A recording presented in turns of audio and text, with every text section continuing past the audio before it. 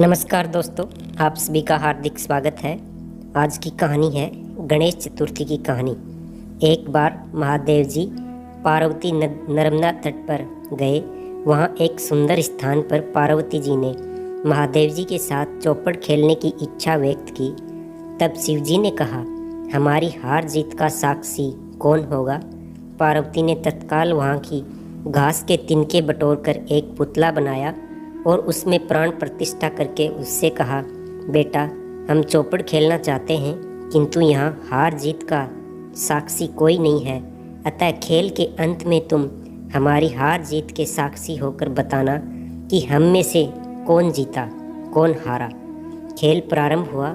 देवयोग से तीनों बार पार्वती जी जीती। जब अंत में बालक से हार जीत का निर्णय कराया गया तो उसने महादेव जी को विजयी बताया। परिणामतः पार्वती जी ने क्रुद्ध होकर उसे एक पांव से लंगड़ा होने और वहाँ के कीचड़ में पड़ा रहकर दुख भोगने का श्राप दे दिया। बालक ने विनम्रतापूर्वक कहा, माँ, मुझसे अज्ञानवश ऐसा हो गया है। मैंने किसी कुटिलता या द्वेष के कारण ऐसा नहीं किया। मुझे क्षमा करें तथा साप से मुक्ति का उपाय बताएं। तब ममता रूपी माँ को उस पर दया आ गई और वे बोली, यहाँ नाग कन्याएं गणेश पूजन करने आएंगी। उनके उपदेश से तुम गणेश व्रत करके मुझे प्राप्त करोगे। इतना कहकर वे कैलाश पर्वत चली गई। 1 वर्ष बाद श्रावण में नाग कन्याएं गणेश पूजन के लिए आई। नाग कन्याओं ने गणेश व्रत करके उस बालक को व्रत की विधि बताई।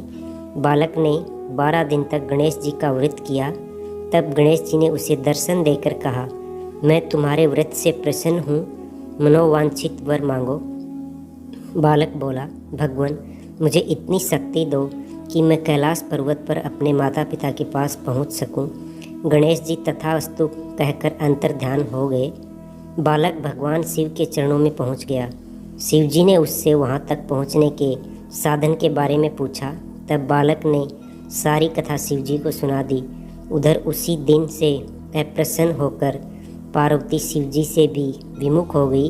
तदुपरांत भगवान शंकर ने भी बालक की तरह 12 दिन पर्यंत श्री गणेश का व्रत किया, जिसके प्रभाव से पार्वती स्वयं महादेव जी से मिलने पहुंची। शीघ्र ही कैलाश पर्वत पर आ पहुंची। वहां पार्वती जी ने शिव जी से पूछा, भगवान, आपने ऐसा कौन सा उपाय किया जिसके फलस्वरूप मैं आपके पास आ गई? शिव जी ने गणेश व्रत का इतिहास उनसे कह दिया।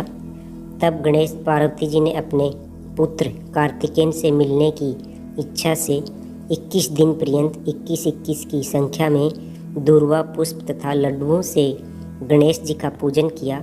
21वें दिन कार्तिकेय स्वयं ही पार्वती जी से आ मिले। उन्होंने भी माँ के मुख से इस व्रत का महात्म्य सुनकर व्रत किया। कार्तिकेय ने यही व्रत विश्वामित्र जी को बताया। विश्वामित्र जी ने व्रत करके गणेश जी से जन्म से मुक्त होकर ब्रह्म ऋषि होने का वर मांगा। गणेश जी ने उनकी मनोकामनाएं पूर्ण की। ऐसे हैं श्री गणेश जी, जो सबकी मनोकामनाएं पूर्ण करते हैं। दोस्तों, कहानी यहीं समाप्त होती है। कहानी पसंद आई तो वीडियो को लाइक करें, शेयर करें, हमारे YouTube चैनल को सब्सक्राइब करें। मिलते हैं अगले कहानी में नए वीडियो के साथ। धन्यवाद। जय श्री कृष्णा। राधे राधे।